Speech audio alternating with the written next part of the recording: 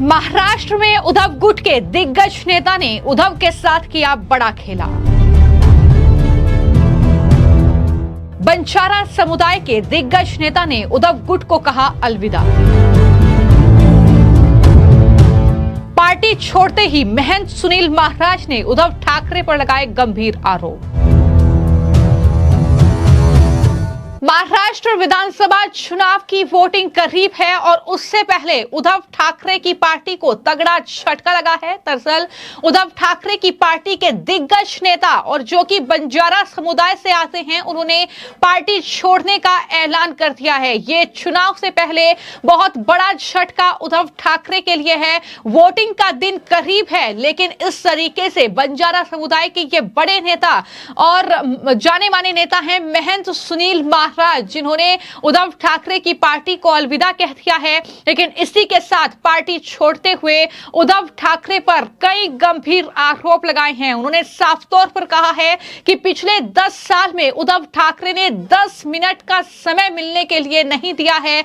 ऐसे गंभीर आरोप लगाते हुए उन्होंने उद्धव ठाकरे की पार्टी को छोड़ दिया है। तो जहां पर संभावनाएं ये हैं कि एमवीए के उम्मीदवारों की लिस्ट सामने आ सकती है जल्द ही, उससे ठीक पहले यह बहुत बड़ा और तगड़ा झटका उद्धव ठाकरे के लिए है। लगातार उद्धव ठाकरे की मुश्किलें इन चुनाव में बढ़ती हुई नजर आ रही हैं। जैसे जैसे वोटिंग का दिन करीब आ रहा है, 20 नवंबर वो तारीख है जब महाराष्ट्र विधानसभा के जो 288 सीटें हैं उसके लिए वोटिंग होगी। लेकिन इससे पहले ही ये पोहरा देवी मंदिर के महंत हैं, बंजारा समुदाय से आते हैं। एक अच्छा खासा वोट बैंक कहीं ना कहीं बंजारा समुदाय का वहां पर है और इस तरीके से सुनील महाराज ने उद्धव ठाकरे की शिवसेना जो कहीं ना कहीं पार्टी है वो छोड़ने का ऐलान कर दिया है। उनका कहना यही है कि पिछले 10 महीने में उद्धव ठाकरे ने मिलने के लिए 10 मिनट का समय नहीं दिया है। चुनाव से कुछ हफ्ते पहले ही इस तरीके से दल छोड़ना जाहिर तौर पर ये उद्धव ठाकरे के लिए, उनके गुट के लिए बहुत बड़ा झटका होगा। वो भी तब जब लगातार जो है कहीं ना कहीं वो पार्टी को मजबूत करने की कोशिश कर रहे हैं। लेकिन देखने को मिल रहा है कि लगातार जो है चुनाव के बीच ये दल बदलने का दौर जारी है। लगातार उद्धव ठाकरे की पार्टी के नेता जो है पार्टी छोड़ रहे हैं। उसकी एक बड़ी वजह यह भी है क्योंकि जन समर्थन उद्धव ठाकरे को पहले के जैसा अब नहीं मिल रहा है। ये ग्राउंड रियलिटी जो है वो दरअसल महाराष्ट्र की फिलहाल नजर आ रही है। और इस तरीके से क्योंकि यवतमाल वाशिम जिले जो हैं वहां पर बंजारा समुदाय की पकड़ बहुत ज्यादा मजबूत है। ऐसे में हर एक पार्टी कोशिश कर रही है कि वहां पर बंजारा समुदाय के नेताओं को साधा जाए। लेकिन उद्धव ठाकरे के हाथ से तो वो नेता ही फिसल चुके हैं।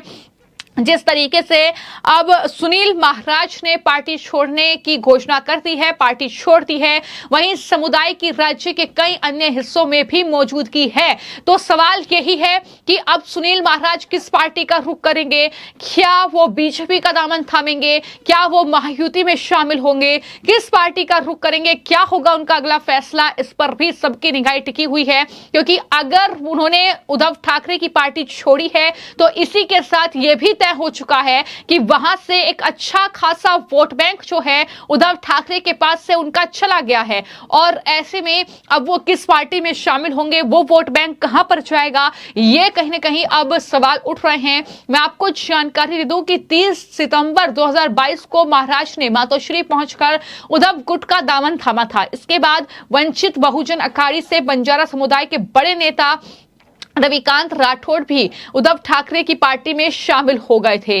लेकिन अब हालात बिल्कुल दूसरे हैं। अब हालात जो है महाराष्ट्र में बदल चुके हैं। 2020 के बीच शिवसेना 2 धड़ों में बढ़ चुकी है।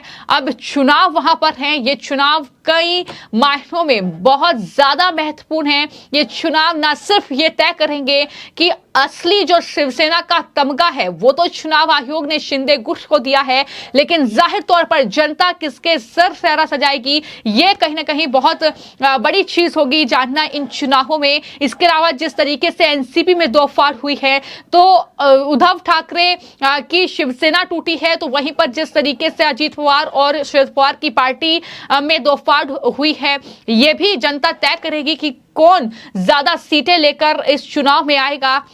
तो सवाल अभी सीटों को लेकर ही बना हुआ है और अब तक तो एमवीए में सीट बंटवारा नहीं हुआ है, आधिकारिक तौर पर उसका ऐलान नहीं हुआ है।